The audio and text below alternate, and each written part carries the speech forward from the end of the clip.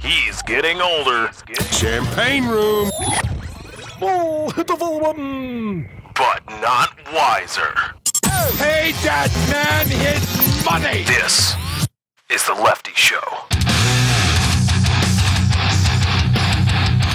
Welcome, everybody, to The Lefty Show. I am your host, Lefty. Glad to be here with all of you today, Tuesday, the 9th of September in the year of our Spaghetti Monster 2014. Welcome all to The Lefty Show, episode number 86. We ponder, and oh God, that went off the rails quickly. As we move forward, ever forward with a number of episodes we have. Number 86 of The Lefty Show. Thank you all for joining me. I thank you all for watching, liking, favoriting, subscribing on YouTube. YouTube.com/LeftyOX is where you can go to find the show. I thank you for everybody that has been sharing the show. It helps. Trust me, it does. Try it out yourself. You can get the show on wherever you listen to your podcast. PC, mobile device, tablet, wherever. Android, iOS, iTunes, does not matter. Wherever you get your podcast, search The Lefty Show. Be sure to subscribe, download all the episodes at your leisure. I thank you to everybody that's been donating. I'mRaising.com/643 Productions. That's I'mRaising.com/643 Productions. I've been, we'll finish out the propers here. And thank you to everybody again following me on Twitter at Lefty643. That's Twitter.com/Lefty643. All right. I was researching yesterday about bringing call-in to the show. And, I'd initially done some cursory research, and it is possible. It is indeed possible. And the way that I want to do it, because the way I want to do it is not just strictly a lot of people that do podcasts.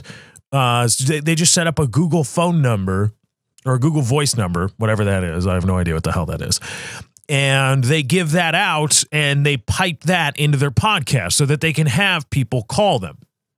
Which works. I mean, that is a way to take calls on a podcast, and your podcast immediately becomes call-in format, but the calls are completely unscreened. You have no idea what people want to talk about, who they are, where they are, or if they want to troll you, or what they're going to say, if it's going to fit within the flow of the discussion. And so my motive from the beginning was call-in. I want to do call-in, but I want to find a way to screen those calls. And I don't have the money. I don't have the cash. Maybe I do if I liquidate everything. I'm out on the corner selling everything I got. Like, hey, you want these headphones, or hey, you want my butt or something? Here, take it. It's like lumber liquidators. Like, come on down. We're overstocked. Wacky waving inflatable arm flailing tube band. A wacky waving inflatable arm flailing tube band. Hi, I'm Al Harrington of Al Harrington's Wacky Waving Inflatable Arm Flailing Tube Band Emporium. Due to a garbled space transmission, we're overstocked. All this stuff. Come on, come all. Everything must go. I can do that, and have like what actual radio stations have, where they have dedicated interfaces for it. Touchscreen panels, this or that. That's like the higher end. And then you can hire somebody, or somebody will do it for you, and you can screen calls. That's the upper echelon, but I don't have the cash for that. But I did find a service that would allow me to have a phone number, and does have a program that I can use, and I can even have multiple people, one or even two people, screen calls for me. And then the way it works is, I can pipe the audio into here, and everybody can hear everything. But I was doing some more research on pricing, and it looks as though if I want to do every show as a call-in show, or even multiple shows a week, out of the 3 to 5 shows I do a week, I know I realize I haven't done 5 shows in a week in a while. It's hard to do 5 hours, 5 dedicated hours of podcasting every single day of what is a one-man show. But in order to have a call-in feature available, up and ready to go for every single show, every single hour or thereabout show, we're talking upwards of $20 an hour. And that translates to anywhere from $50 to $100 a week, anywhere from $200 to $400 a month, just to just to make the show call in. And it's stretching the limits there of what I'm willing or what is probably reasonable to put forth. But just know that I am researching it ever forward. You can, if you want to help out, you can donate imracing.com/643 productions. I am in the works of getting a Patreon going to actually get you guys some value, because I've always been a fan of that. That's a really good idea. Instead of just, hey, here's, you can donate, help out if you want. This way you actually get something. You'll get access to this or that, a segment on the show. I don't know, you want a 15-second recorded something, or I don't know, Google Hangout once a month, whatever, you know, a bunch of things. I'll actually give them to you too. But yeah, it's just it's stretching the realm of possibility as of right now. But I want to do it, and I think it would add a great dynamic to the show, and a lot of people. It would involve a lot of people. It would involve a lot more people getting on the air, and the show would not be as monotonous as it is, which is a valid criticism. I know it's a one-man show. I rant. I do a lot of self-aggrandizing with respect to what I'm talking about, with respect to my points. There's not a lot of contrarian or contrary points brought up, and the show is very lopsided, and I understand that. But that's a one-man show. That's what it is. I know that, but as of right now, there's nothing I can do about it. Unless I do, you know, I can do voices that disagree with me, but it's still going to be me. I can do voices that disagree with whatever point I'm trying to make, but that will just come off as cheesy radio bits as opposed to actual discourse, however comedic it may be. So that's what we're looking at, something around that. Again, $200 to $400 a month, maybe even more if the shows run longer or there's more of them to have a call-in service. And then and on top of that, I got to find somebody to screen calls, because I can't do it because I'm doing the show. And that would I don't know if that would mean live streaming the show. I don't know, the live component there, if I would just tweet out, all right, we're talking about this or that, call in, but people don't know what we're talking about. I'm not exactly sure how the format would work out. Maybe we'll do a live show. Can't do it on Twitch though. Twitch, I don't think we'd find a home on Twitch. Twitch wouldn't like us. Wouldn't like me. Wouldn't like this show. Maybe, I don't know, Ustream, would that work there? I don't know. We'll see. You get my own website or something and stream there, but I need a content delivery network, and that's expensive. Son of a bitch. Oh, all right. So that's where we are in terms of moving the show forward, and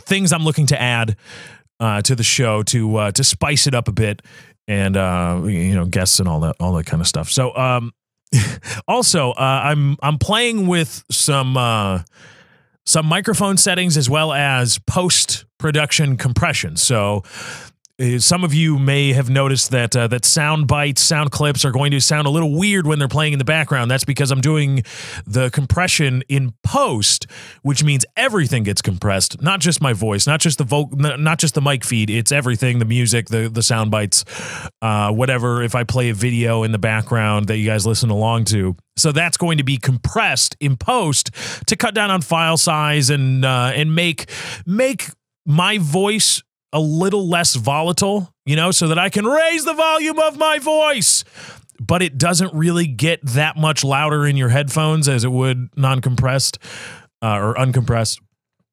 So let me know what you guys think. I'm also off the kick drum setting. Actually, this is flat. A little bit of EQ work done, but I've had a little bit of work done. Not Joan Rivers amount of work. No. She did. She gone gas. Not a Joan Rivers amount of work done to the old voice via the British EQ, but a little bit. So let me know what you guys think. All right, we talked yesterday about Ray Rice, and honest to non-existent God, honest to Spaghetti Monster, I was recording the show as the reports were coming in first that the Ravens were looking to do something with Ray Rice. That's where I left off when I started to record yesterday's Lefty show. right after it uploaded, right after that, or I believe during the upload, as it was filtering to feeds via, the RSS feed, podcast outlets, The Lefty Show is what you search if you want to find us there, and YouTube. While it was doing that, it came down that Ray Rice was first released by the Baltimore Ravens and then subsequently suspended indefinitely by the NFL and Commissioner Roger Goodell. So we talked yesterday about the video of Ray Rice attacking his fiance. We have video proof of what happened. And it looked like a spit in his face after he had tried to punch her the first time, after he had gotten in her face and then given a little something. That's what it looked like, and then he cold cocked her, and she was then her head hit the railing on the elevator, and she was knocked out. So that's what we saw, and as a result of that, supposedly, as a result of that evidence coming to light, because here's the thing. There is, and a lot of people are making a to-do now about who knew what and when. When did the NFL know about the existence of this tape and what was on it? Okay, because those are two different things. Knowing about the existence of the tape. Say, hey, there's a tape that shows a view from inside the elevator. Not just the lobby where he's dragging her unconscious body, but there's a view from both the lobby on the whatever floor they were on and then a view of a camera inside the elevator. There's that, and then there's knowing what that camera shows. Say, well, there's a view of the elevator, and it shows Ray Rice knocking the crap out of her unjustifiably. I still say unjustifiably because he escalated. He showed aggression first when he approached, got in her face, Janae Rice or Janae Palmer is her maiden name, and did whatever he did. There was a little scuffle, and then you see Janae Palmer's head thrust forward in what can be described as a spitting motion back and to the left. Back and to the left.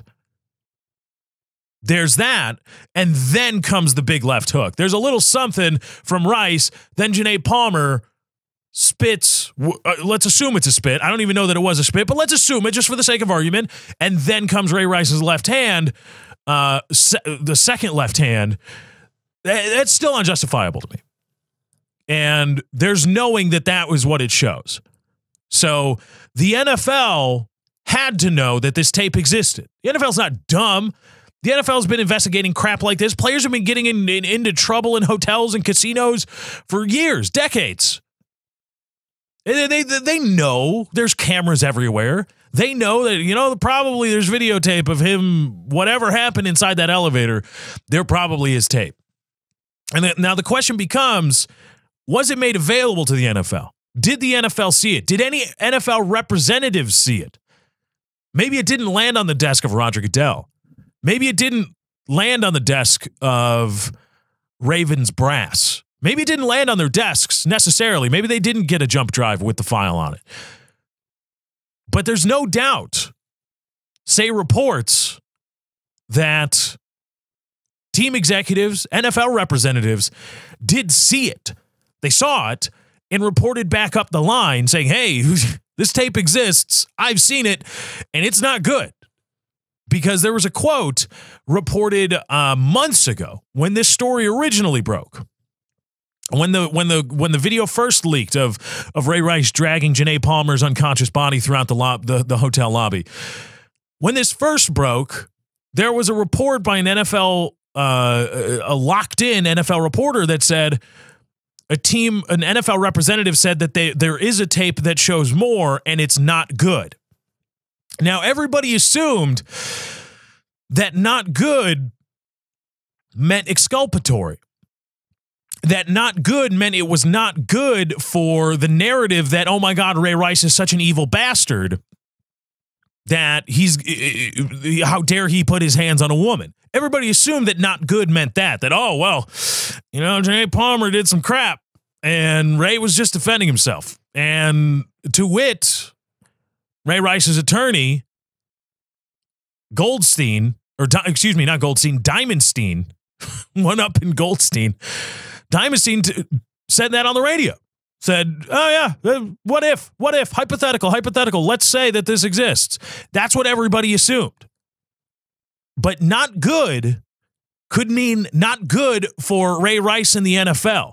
Not good could mean, oh crap, oh boy, one of the top running backs in the NFL, star power in the NFL, in the Baltimore, in that East Coast market, star running back. That's not good. It's not good at all. That quote can still stand and still be still have been true. That somebody saw the tape, an NFL representative saw the tape, they said it was not good, and it turned out to be what it is. That can still hold true, and that not good changes from exculpatory with respect to Ray Rice to damning evidence of Ray Rice. Like, hey man, why aren't you in jail? This is that bad. Why aren't you in jail? And it could be that the NFL, specifically NFL top executives, Roger Goodell, head of player operations, and their chief counsel, as well as top Ravens executives, owners, player personnel guys, all those people. It could be that they had reported to them what was on the tape, but refused to actually view the tape. Didn't want to know, made little more than a token effort to request the tape be shown to them or be given to them, because it was in police hands, it was in prosecutors' hands the whole time. Made a token effort to say, hey, give it to us. And then the prosecutors say, the county attorneys say, no, we don't think so. And the NFL goes, okay. But the NFL, by way of their representatives who were there in the casino watching the tape, still knew what was on it. It's possible that they still knew what was on it. But the NFL said, okay, we'll make this token effort to get the tape. We know we're going to be turned down, and we could do a Freedom of Information Act request and try to get the tapes released and all this stuff. We're the power of the damn NFL. We're the damn NFL.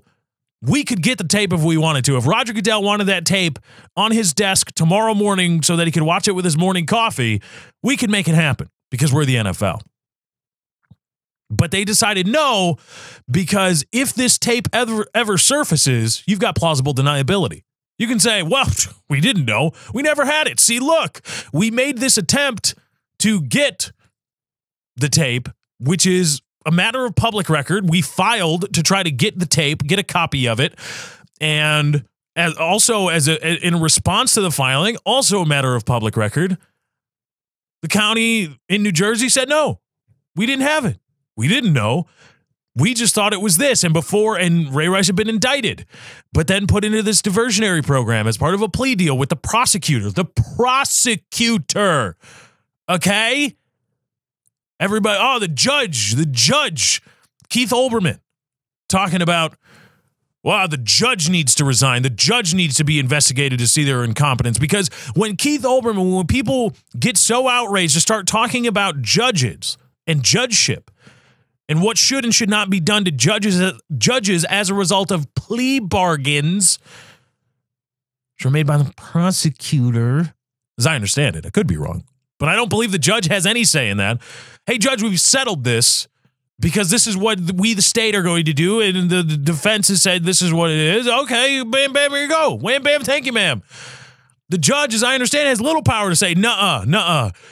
And on the other side, little power to say, no, Ray Rice, screw you, prosecutor. We want to put Ray Rice in this diversionary program. Even though, apparently it's offered to all first offenders. I doubt that, but it's offered to all first offenders in the state of New Jersey for third-degree assault. I don't know about second degree. But when you start talking about judges and judgeship like that, and you say, well, Ray Rice got a plea deal. He got let off easy. What did this judge do? What is this judge's problem? That's when you start getting into mandatory minimums and sentencing guidelines. That's when you get into Doesn't matter what actually happened. You're charged with this crime, but not all crimes are the same. We're going to talk later in the show during the news. Michaela Maroney took pictures of herself when she was 17 in her underwear, apparently, as part of the celebrity nudes leak. Apparently she was a part of it. I had no idea. And now it's possible that she could be charged with child pornography. But is she really a producer of child pornography? Is she a child pornographer in the spirit that the law, or in the spirit of the law, that she is a kind of child pornographer that the law was trying to eradicate? No, she's just taking pictures of herself. Not a child pornographer. Not all crimes are the same. But when you start talking about, well, Ray Rice, I don't agree with what happened with the Ray Rice case. Why was this judge? What happened with this judge? That's how you get into, well, you know, you were 0.081. Even if you were 0.0805, I don't believe they have that fidelity, the breathalyzer. But you were 0.08. It's your first offense. You know, you have a good standing driving record, no reckless driving, no moving violations, no nothing. And you weren't caught crossing a double yellow. You weren't observed making any moving violations. You were just stopped at a drunk stop, and you were 0.081, or you were 0.08. That's it, 0.08 at the stop. All right, well, you spent the night in the drunk tank, $1,000 fine. Bam, justice. That's justice. That is justice. That would be justice. But in the age of mandatory minimums and sentencing guidelines, well, now it's a $3,000 fine, and you're on probation for 6 months, and you've got to go to AA meetings, and you've got to take this driving course, and you've got to do this, and you've got to do that. And if you don't do it, 6 months in prison. That's how you get to, no matter what you did, no matter the circumstances of your supposed crime, you're going to go to jail, or something bad, some liberty that you now have is going to be removed from you. So no, Keith Olbermann, pretentious liberal douche, calling for Roger Goodell to resign, for Ravens brass to resign. All right. But when you start talking about judges and say, well, this should have happened, then why have judges, Keith? Why? Shouldn't you just be? Maybe Keith Olbermann should just be the arbiter of justice. Just everything. Everything comes in front of you, Keith, because you have the foresight to tell a judge what they should allow to happen in their courtroom. Apparently, not even comprehending what they can and cannot do. You say, well, if this happens in your courtroom, you're at fault, and I'm going to tell you to resign, or make you resign, or exact sentencing guidelines and mandatory minimums on you. Yeah. All right, Keith, here you go. We'll hand you the keys to the justice system. Here you go. Let's see how the world operates under Keith Olbermann, arbiter of justice, the ultimate judge. Screw the Supreme Court. Screw that. No, it's Keith. Give it to Keith. Let's see what he does. Let's see what you got. That's when people start arguing for mandatory minimums, it's a very, very, very dangerous road to go down, because then you'll get somebody then you'll get the guy who was hit by his wife, but she's the first to say he hit me, and then bam, guy's arrested, 6 months in prison. Because, got to stop domestic violence. Screw judging. Screw actual judging and sentencing. Screw that. No. Discretion? Plenipotentiary power? Get out of here. We just need to put people in prison because I'm Keith Olbermann and liberal. Liberals I'm going to liberal all over your face. All right, Keith. And here's the other thing on Keith Olbermann, who did a great video taking down Roger Goodell, accusing him of a cover-up, accusing him of what I was talking about earlier, plausible deniability, that they knew the tape existed, and furthermore, they knew it was on it. They didn't watch it. They may not have seen it, but they're not have seen it, that the statement of, I have not seen it, and that being true is a case of plausible deniability rather than actual, do you know what is on the tape? Or did you know what was on the tape? You knew the tape existed. You had to know. No way you didn't. And so, when you say, oh, well, we didn't know, then that makes your suspension look not as shady. It's awful still, but not as shady. So Keith Olbermann, talking about anybody who continues to support the NFL or the Baltimore Ravens, they are being disrespectful, even hateful towards women, Keith said. I believe that's a direct quote. I'm not sure. All right, Keith, I better not see you on ESPN talking about NFL football ever again. Ever again. And none of this, well, do as I say, not as I do. No. Put up or shut up, Keith. No more football talk for you. Ever. Until the NFL makes good. Somehow. And you can set those terms. Set the terms by which the NFL and to the same extent the Baltimore Ravens can make good on these apparent atrocities of justice in your eyes. Set the terms. And then until those terms are met, never again, never ever are you talking about NFL football on your show on NBC, I believe it's NBC, or ESPN. No more football talk. You appear on the radio, no football talk. You got DirecTV, no NFL Sunday ticket for you. Cancel that subscription. Put up or shut up. Let's see him. I call. All right? Keith Olbermann made a bet. Liberals around, liberal pundits, or pundits around, it's not a liberal thing. Pundits abound are making bets about, if you continue to support the NFL, you're a misogynist. You want women to get abused. You want women to get hurt. You like that if you continue to support the NFL or even the Baltimore Ravens. Okay. All right, pundits everywhere who are saying that. Call. I call. Let's see your cards. Let's see you not watch or talk about the NFL ever again. Let's see it. And speaking on everybody talking about this issue, I want to talk a little bit about the Stockholm syndrome thing that we got going on here. All right. Janae Palmer, Ray Rice's wife, the then fiance who was bludgeoned, released a statement.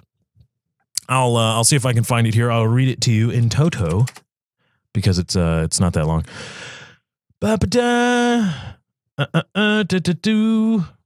Where is Janae Palmer's quote? Where is it? Come on. There it is. Janae Rice released a statement. This is our life. This is from her now private Instagram account. I woke up this morning feeling like I had a horrible nightmare, feeling like I'm mourning the death of my closest friend. But to have to accept the fact that its reality is a nightmare in itself. No one knows the pain that the media and unwanted opinions from the public has caused my family. To make us relive a moment in our lives that we regret every day is a horrible thing. To take something away from the man that I love, that he has worked his ass off for all his life just to gain ratings, is horrific. This is our life. What don't you all get? If your intentions were to hurt us, embarrass us, make us feel alone, take all happiness away, you've succeeded on so many levels. Just know we will continue to grow and show the world what real love is. Ravens Nation, we love you. And when this story broke months ago, Janae Rice appeared beside Ray Rice when he was making a statement, public statement in front of cameras and reporters, and she was apparently interviewed next to Ray Rice by Roger Goodell and other NFL and Baltimore Ravens representatives. And a lot of people are saying, even as a result of this statement, this is our life. And the fact that Janae Rice didn't want charges to be filed, and even married Ray Rice, plus or minus 24 hours from the date of indictment on third-degree assault charges. She married him. She was his fiance when she got cold-cocked, knocked out, and then married him a couple weeks later when the indictment was handed down. And people are saying this is Stockholm syndrome. This is battered woman syndrome, whatever other things are associated with this, that this is why Janae Rice married, or Janae Palmer at the time married Ray Rice after the incident. Even though she was in the midst, the police were in the midst of handing down an indictment, or a grand jury was in the midst of handing down an indictment against Ray Rice for knocking her unconscious. This is why she didn't want to press charges or didn't want to cooperate with the investigation. This is why she is now saying, or that is why she was appearing next to Ray Rice and saying, no, this is my husband, I love him, etc. This is why she is now saying, This is our life. Leave us alone. How dare you people do this to me and my husband? Don't make us relive this tragic incident. We've moved on from it. That it's not at all an honest thought from Janae Palmer, from Janae Rice. That it's all part of some driven by fear, driven by dread of another beating, that she's saying all this. And I want to know, while I can't disagree that is a thing, that when you break somebody, when you emotionally break, and when that emotional breaking is accompanied by physiological breaking of somebody, weird things happen. I cannot discount at all the notion of Stockholm syndrome, of all those things. I can't. It's not at all. I can't.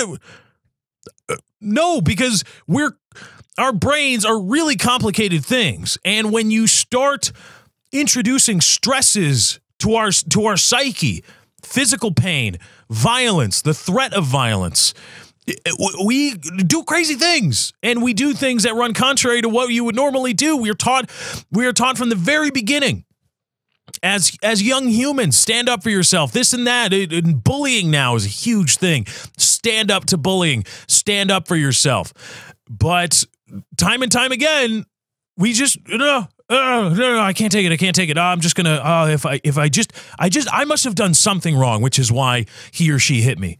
It's always he hit me, but come on, women hit men too. Women abuse men. Probably not as often. This is why he or she hit me or abused me. This is why. Oh, I must have done something wrong. I just won't do that anymore. Never mind. I should look at, hey, why the hell are you hitting me? Why the hell are you abusing me emotionally, physically, whatever? Never mind that. Oh, I just won't do what I just won't do what upset them. That was my fault. I'm sorry. I shouldn't have done that. I don't disagree with that at all, but I just want to know. I want somebody to explain to me, how can Janae Palmer, Janae Rice, explain that she is free from the bonds of battered woman syndrome, Stockholm syndrome, whatever it's called? How can she say, hey, can she at all get out in front of it and say, hey, no, I know you think this, but no, I'm just saying, yeah, we had this altercation. We were both messed up on something. I kind of hit him, and he was being a penis, and he tried to hit me. I spit on him, and then he cold cocked me, and I lost my balance. It wasn't that bad. It wasn't the punch that knocked me out, but he punched me, and I fell and hit my head, and I got really messed up. And we've talked about it, and we as adults, I know a lot of you think I'm not a rational human, but I acted rationally, and we discussed it rationally, as rationally as you can with an NFL football player. We discussed this rationally, and we have moved past it. And we have taken our relationship forward, and we no longer want to relive this. How can she communicate that? Because just like I can't question battered woman syndrome, I also find it unreasonable for people to assume that there's no such thing as a woman or significant other who has been beaten or abused, but then still able to act rationally within the context of the relationship and make decisions with respect to the relationship rationally and reasonably. Because yes, there exists at least one case, in which a guy came home, got drunk, and slapped his wife around because she didn't have dinner on the table at some arbitrary time, or it was below or above some arbitrary temperature, and he just beat the crap out of her because he's a penis. Okay, But there exists one case in which that happened, and the woman was later on able to make a rational adult decision and forgive him. And they moved on from that from that incident. And their relationship may not have prospered. It may have even ended. But she was able to make a rational decision to continue the relationship. I have to believe that is possible, that is capable of being done. So I want to know, to everybody that says Janae Rice cannot make a rational decision. Anything she says is tainted by the abuse wrought on her by Ray Rice. I just want to know, how can she, in your mind, communicate that she is that she is free from those bonds, that she is free from that fear, from that dread, from that syndrome, that she is free from that mode of thinking? How can she do it? Because she's saying it over and over again, or at least she is communicating it over and over again. She is saying, she has said or communicated that this is not a big deal, or we have moved past this. She communicated it when she married Ray Rice the day the indictment was handed down. She communicated it when she did not cooperate with the investigation, with the prosecution's investigation, to further the case. She didn't want to cooperate. She communicated it then. She communicated it when she appeared beside Ray Rice when he made a public statement. She communicated it when she showed up to the New York offices and Roger Goodell's office to be interviewed beside Ray Rice. And she is again communicating it with this Instagram post, which again is now private. So at some point, don't you have to say, you know, she's pretty ardent about this whole yes, we've moved past it thing. At what point does it become, oh, well, maybe she is acting rationally? Just because you personally would not want to stay with Ray Rice after he knocked you out cold, which is totally reasonable, but maybe she wants to be unreasonable. Maybe she said, no, screw it. Maybe she is unreasonable with respect to your morals. Maybe she's just, no, I moved past it. Does Janae Rice not have a right to be unreasonable with respect to what you would do, what you consider reasonable? Leave her alone. I mean, at what point can she make a rational decision? That's all I want to know. What does she have to do? What does she have to say? Does she have to get evaluated by somebody? Does she have to go seek help? And does that person have to give the A-OK? I honestly want to know. I'm curious. Because I see a lot of people saying, well, you can't trust what she says because she's a battered woman. You can't, these decisions aren't really her decisions because she was beaten. Which, again, there's a reason for that. Okay. But I find it hard to believe. I just can't wrap my brain around, and maybe I'm nothing if not an idiot sometimes, most of the time. Okay, you got me. But I can't wrap my brain around how it could be that she's always and forevermore with respect to her relationship with Ray Rice. Unless, and of course, the funny thing about all this, battered woman stuff is that every decision made with respect to the relationship is always tainted and always influenced by the beatings, by the threat of violence and all this stuff, unless it's the decision that ends the relationship. Which, well, wait a minute. Hold on a second. If a decision to stay with a batterer, if you are the batteree and you stay with the batterer, that's a tainted decision. That's a bad decision. You could not have arrived at that rationally. You are a battered woman, and this decision is not yours. Is not your own. But if the decision is made to, well, I'm the batteree, you're the batterer, I no longer want to be in a relationship with you because you beat me, because you're a batterer. You batter me, and it's dumb and stupid and a crime, and I don't want to be with you. Then that's hey, good job. You made a rational decision. What? It's only rational when it's what other people want it to be. The decision is only rational when it is what other people want it to be. You're projecting what you want, what you think should happen onto this woman. What if she really likes Ray Rice? What if she just really likes it and get a punch to the face, an unconscious session isn't enough to deter her from wanting to be with Ray Rice, whatever her reasons are. Whether he's got a gigantic penis, he's really good in the sack, he loves her and she feels a connection with him, a bond with him unlike any other human she's ever met. Maybe it could be money. But even then, those are her reasons. So what does she have to do to show everybody else, no, I'm making these decisions and they are rational within the confines of what I like and what I want as an adult? Leave me the hell alone about it. Stop calling me a battered woman. Listen to what I have to say. And I believe it's wrong for you guys to have done this to Ray Rice, to my husband, and leave me alone about it. What has to happen? Hypothetically, even, because very well she could be a battered woman and she's just making all these things because she feels, again, beholden to Ray for some crazy, stupid reason, fist to the mouth. You know, okay, but hypothetically speaking, what would she have to do to showcase that she is acting rationally? Is the only outcome ending the relationship? That's the only rational outcome.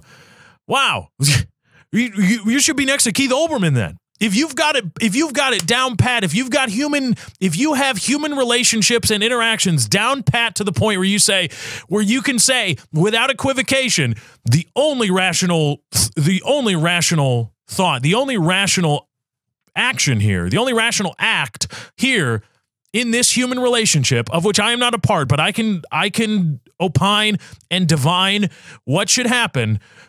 The only rational act is to end in the relationship. Well, then, you know, Keith Olbermann's got judging down. Then you should be the head of the police. Yeah, this should have happened, but it didn't. Bam, get in jail. Or bam, do this or that. You got the power over the people. There you go. If you've got human interactions down so pat, well, all right then. Good for you. And in other news, I swear this isn't.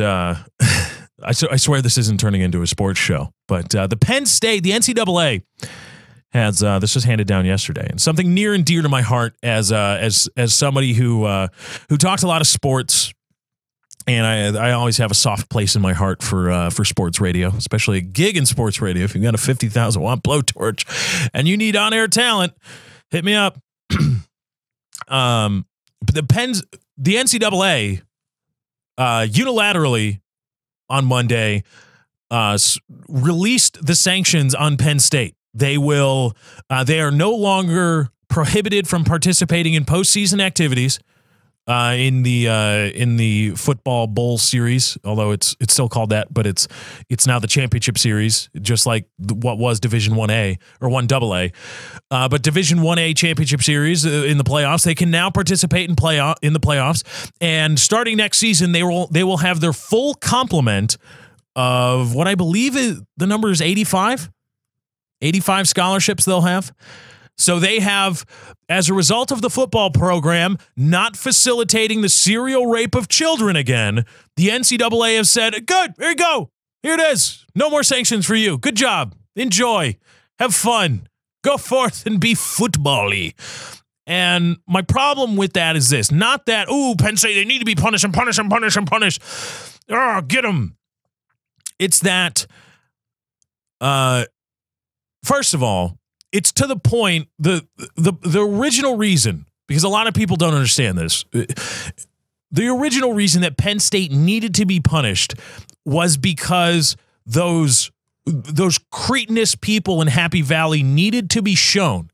They needed to have a hard lesson in the fact that the football lifestyle, the institution of football is not the be-all, end-all in that area, at that institution. The football does not supersede being a human being. Football does not supersede law. Football does not rule all. They needed a hard and fast lesson in that, because the institution of Penn State football, the power that Joe Paterno was able to garner, the power that Jerry Sandusky was able to garner with the Second Mile Foundation, which he used as his own personal brothel to cull for talent, for little boys that he could do all the nasty things. And Joe Paterno found out about it in 1998. But because he was in Sweetheart Land Deals, a water company, I can't hear a word you say, and I don't know. Hello, it's me. That was in 1998. And then in 2001, I believe it was 2002, Mike McQueary came to Joe Paterno and said, hey, I saw this happening. And Joe Paterno, I passed it up the line. I don't know. Testified to the grand jury, perjured himself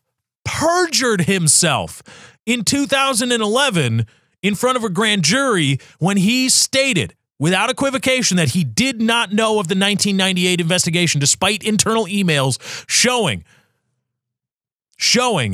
that Joe Paterno knew about the Jerry Sandusky investigation in 1998 and wanted to be kept in the loop. He wanted, hey, what's going on? What is Jerry Sandusky going to go to jail for diddling kids? Oh, God. That's the level, that's the power that football, Penn State football had at the university, at Penn State University and the greater Happy Valley area in that rural part of Penn State. That's the power.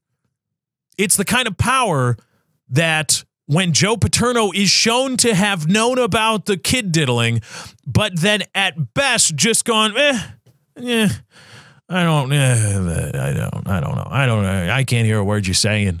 Where he was just, at best, willfully incompetent about getting that guy out of there.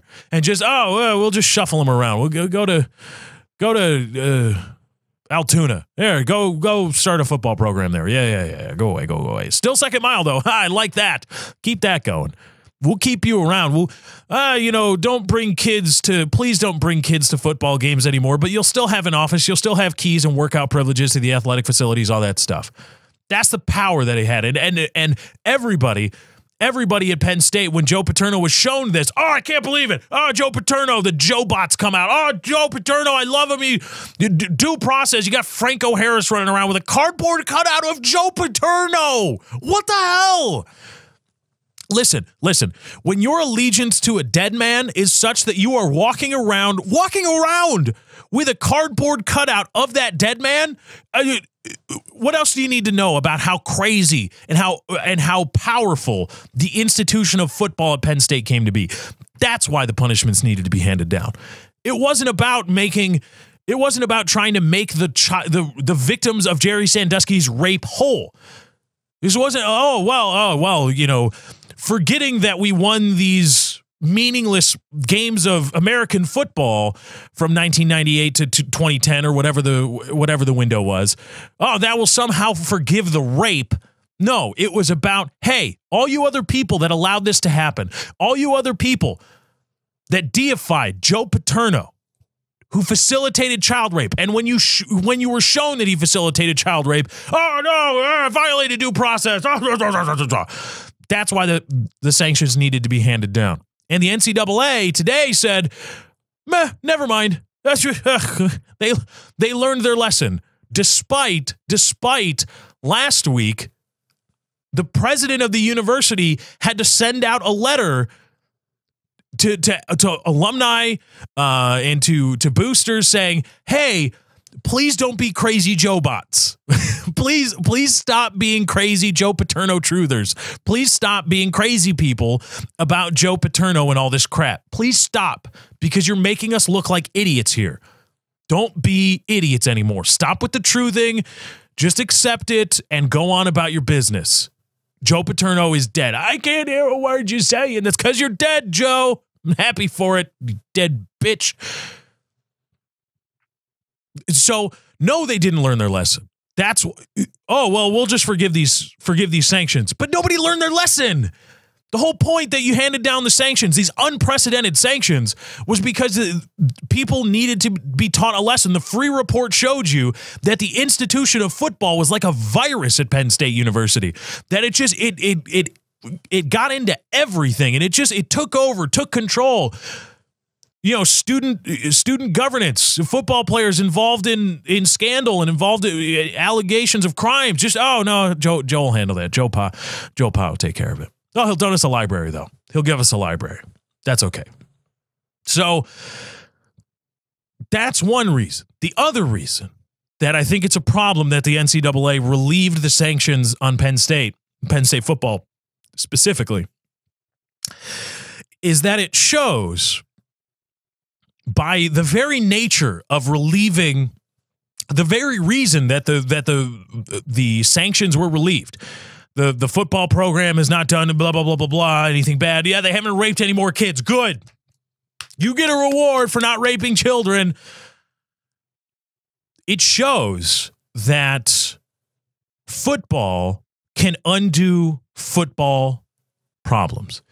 It by the very fact, by the very effort of removing, the very act of relieving the sanctions reinforces the institution of football. Football can cause these problems, and football can then undo the punishment for those problems. Football can make football right again. That is what it is telling people. That is what it is communicating to all the rural idiots in Happy Valley. That, hey, the football program screws up. Okay, but then if the football program is good, it makes the football program good again. Yay! It's a closed loop. It closes the loop. Again, the sanctions opened the loop to everybody and said, hey, no. There exists a world outside the institution of college football, Penn State football, and you can't just have this. This is bad, you idiots. It opened the loop, but then relieving the sanctions closed that loop again. It said, in no uncertain terms, football giveth and football taketh away. But then football giveth again.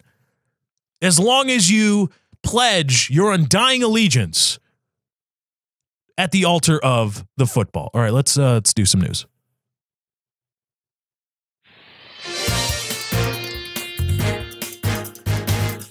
We got some news to talk about today. We're going with a different format where instead of headlining all of our topics, we are going to just run through them one by one.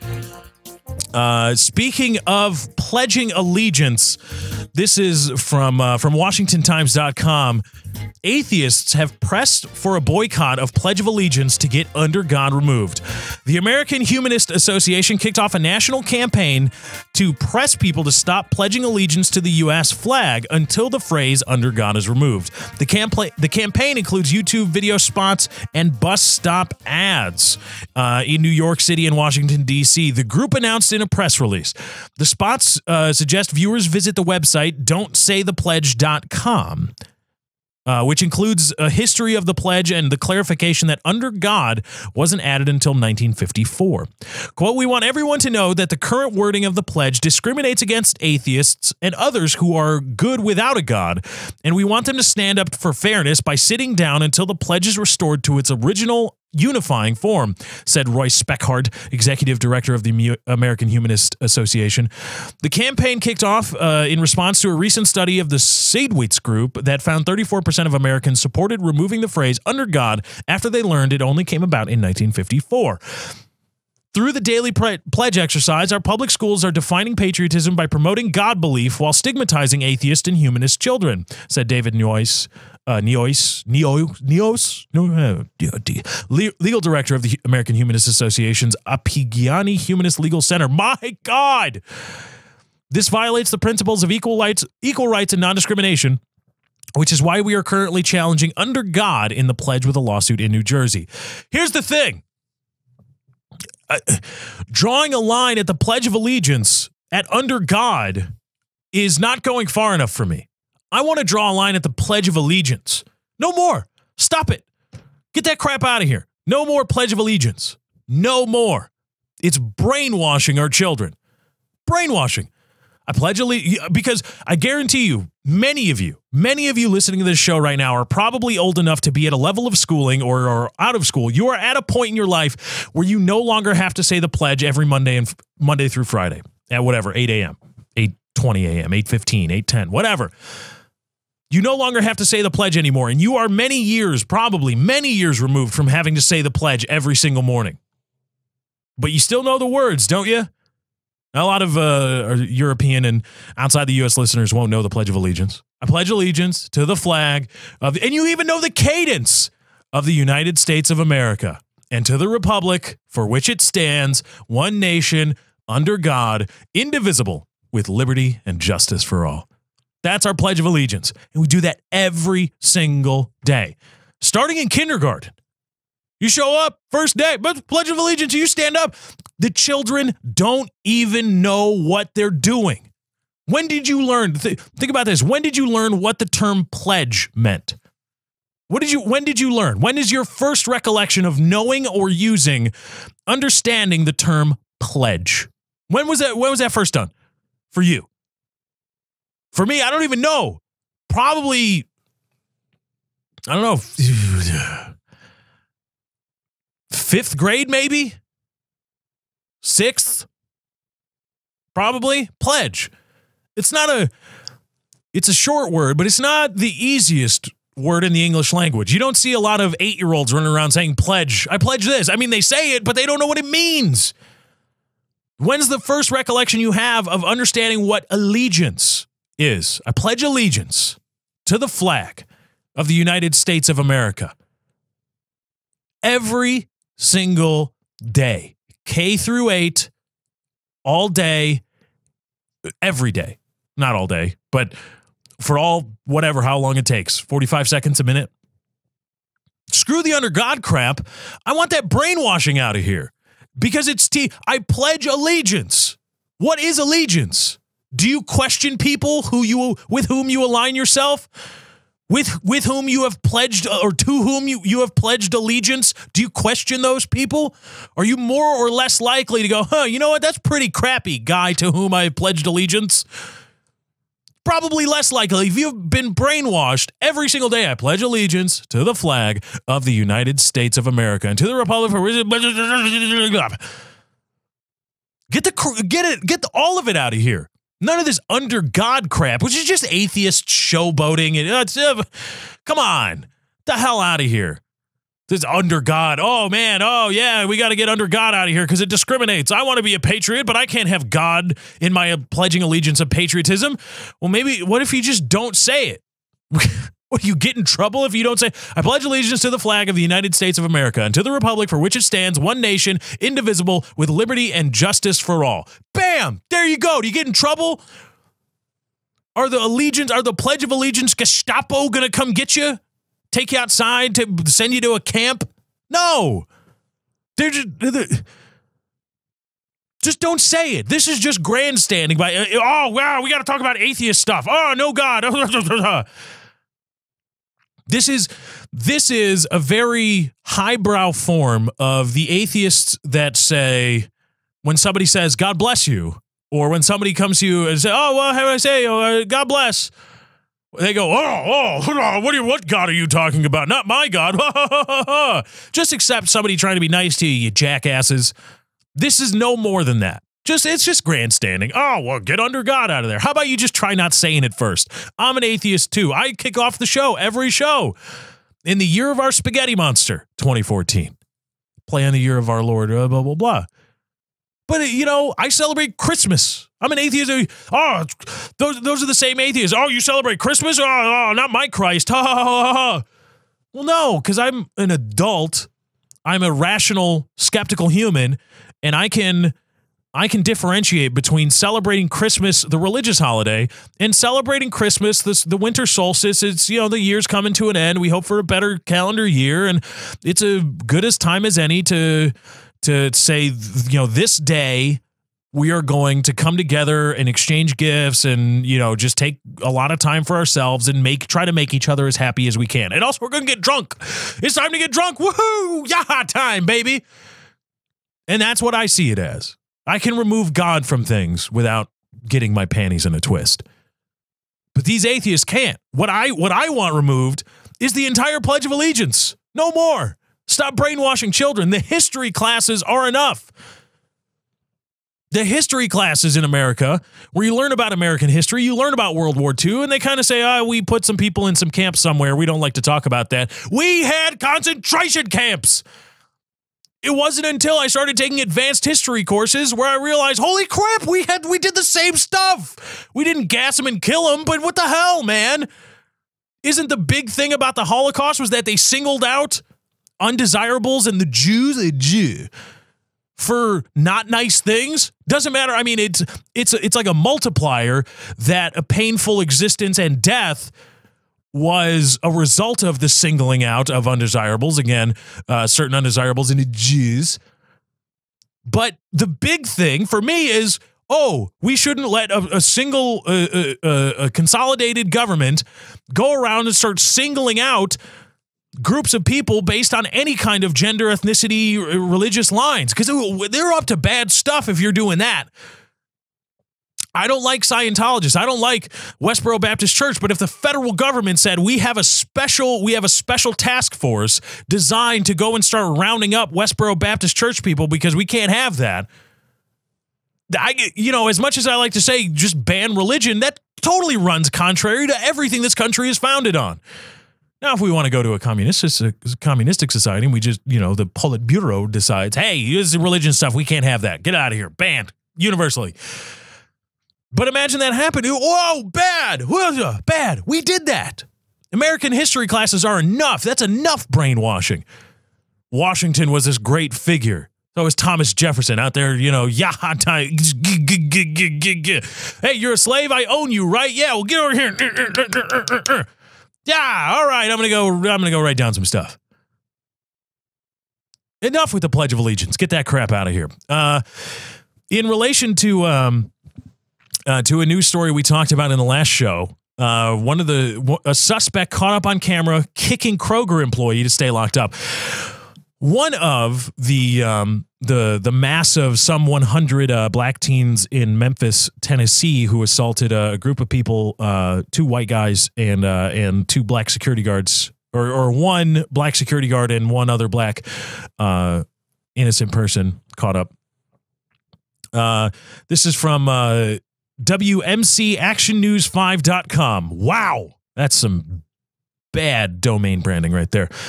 Dateline Memphis. The first teen to be arrested in connection with the Kroger parking lot attack that happened Saturday night is 15 years old. He is charged with aggravated assault, aggravated riot, and acting in concert to wit aggravated assault. Police say he is the suspect wearing a lime green shirt in the cell phone video taken at the Kroger in Poplar Plaza. In the video circulating Facebook, the teen is seen kicking the 17-year-old Kroger employee. He was taken to juvenile court. You know what's funny? That I saw there? No hate crime. That's weird, huh? No hate crime. Aggravated assault, aggravated riot, and acting in concert to wit aggravated assault. Group of black teens kicking the crap out of a Kroger employee. And the only 2 black guys that were assaulted came after that fact. And no hate crime charge? Again, imagine somebody else did it. A group of white guys, group of white teenagers descending upon a group of people, and the first kid they target is an unassuming black guy just trying to do his job, and they kick the crap out of him. Are they getting charged with a hate crime? You think? Do you think? Is it more or less likely that they get charged with a hate crime? What do you think? Just tell me. Yeah, me too. He was taken to juvenile court. In court Monday, neither his parents nor any other relatives showed up. I'll pass on that joke. The teen was hoping to get released on bond, but the judge decided he should stay locked up. His mother is also facing charges of contributing to the delinquency of a minor. He hung his head Monday as prosecutors told the judge that the 15-year-old made a statement of admission of participation in the brawl at the Kroger store. The teen faces weapon charges from an incident earlier this year. The teen has faced multiple charges in the last few years, including possession of marijuana, marijuana, robbery, vandalism, evading arrest, disorderly conduct, obstructing a highway, and possession of cigarettes. All right, so I'll knock all the vice crap out of there. Possession of marijuana and possession of cigarettes. Disorderly conduct is a crap charge, and obstructing a highway is probably just loitering crap. Somebody just trying to roust him. So we've got a 15-year-old who is now charged with aggravated assault, aggravated ride, aggravated to wit, aggravated assault, and acting in concert to wit, aggravated assault. Okay, plus gun charges, a gun charge, robbery, vandalism, and evading arrest, all at 15 years old. Is that society doing that to him? Did society do all that? Is that a lack of education? Is that solely a lack of education and a lack of income? And, of course, no hate crime. Just nothing. No hate crime at all. Because, you know, why not, right? There's another story here that I want to bring up. This is from Gawker. Women sick of white people in Brooklyn. Oh boy, Gawker has to play their advertisement. Thank God it's muted. Thank you, Gawker. I appreciate that. I muted it. I muted their player the first time an ad showed up a while back, and it has stayed muted. It has remembered my choice in muting ever since. Thank you, Gawker. I appreciate it. White people keep moving to Brooklyn, driving up rent prices, and guess what? 2 Brooklyn women have had enough. This weekend, Precious Parker, 30, and Sabrina James, 23, allegedly forced their neighbors out of their Flatbush. I'm not going to avoid that joke. Flatbush apartment building at gunpoint. Okay, allegedly forced their neighbors out of their Flatbush apartment building at gunpoint. According to a police source who spoke to the New York Daily News, Parker and James knocked on their neighbor's door around 9:30 p.m. on Saturday and held a 34-year-old man, a 37-year-old man, and a 25-year-old woman at gunpoint, demanding they move out or be killed. The trio complied, and Parker and James squatted in their apartment until police arrived. Cops say one of the women told them she didn't like, quote, that white people were moving into the area, end quote. PIX 11 reports that Parker and James were arrested and charged with unlawful imprisonment, criminal possession of a weapon, menacing, and robbery and burglary. They allegedly swiped $800 and an iPhone from the apartment. What's missing from that litany of charges? Is there... I have to believe that New York, of all places, has hate crime laws, right? I remember that. New York all the time, you hear stories. Oh, this guy's charged with a hate crime for doing this in the state of New York. So here you have in one of the boroughs, one of the 5 boroughs, Brooklyn, the quintessential New York, 2 black females at gunpoint force white people to move out. And the admitted reason for that is because, and I quote, that white people were moving into the area, end quote. No hate crime. No hate crime. Can we stop with this? Listen, either charge everybody that commits a hate crime with a hate crime, or nobody gets the protection of hate crime escalators. Nobody. Because does that not violate my right to equal protection under the law? Am I not entitled to have some minority equally disincentivized from attacking and committing a crime upon me because of race than they are from me doing the same to them? Am I not entitled to that? Because the legislature in many states has said we need to protect minorities from having the white majority committing racially charged crimes against them. So to protect the minorities from that, we are going to add punishment escalators in the form of hate crime laws. That's what they do. It's like a bonus, like a criminal bonus. Like, yeah, no whammies. It's like a whammy. That's what it is. It's a hate crime whammy. And that's what the legislature has said, is that we will protect you from these hate crimes via this. That will be how we protect you. But if they aren't applied universally, and if they do indeed not apply to white people, then some black guy is not equally as disincentivized from making a racially or committing a racially charged crime against me. And that violates my right to be equally protected under the law. You can't you really can't go after these people. We got to protect them extra special good. I get the same protection that black people do. I should. But now New York has said, well, if two black people charge into your apartment with firearms, point them at you and say, move out, and they tell the police because they were white, we did this.